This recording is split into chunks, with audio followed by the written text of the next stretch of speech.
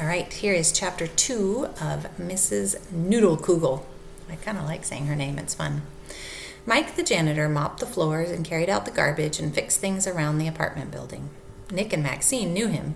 He had a blue chin and a mustache like a brush, and he talked to himself.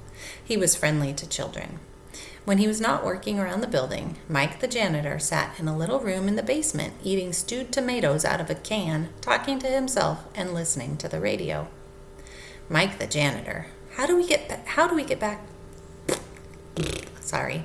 Mike the janitor, how do we get to the backyard, and why is there a little house in it, and who lives there? Nick and Maxine asked. So here's a picture of Mike the janitor sitting at his table there eating his canned tomatoes, and Nick and Maxine kind of peeking, trying to talk to him.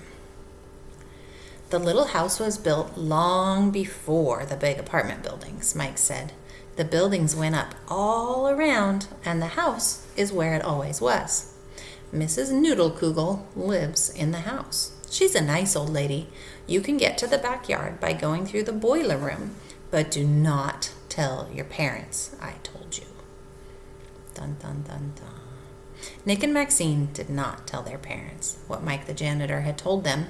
Just the same, later that same day, their father said, "Do not bother the old lady who lives out back." "Is she a witch?" "No, she's not a witch. She's an old lady who lives in a little house, and you should not bother her." "Do not go into the garden or onto the porch of the old lady who lives in the back," their mother said. "Does she hate children?" "No, she does not hate all children. She's an old lady who lives in a little house, and you're not to go into her garden or onto her porch." That's the end of chapter 2.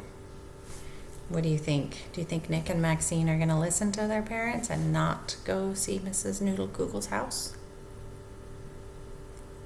Sounds like maybe they might, huh? We'll have to wait and see.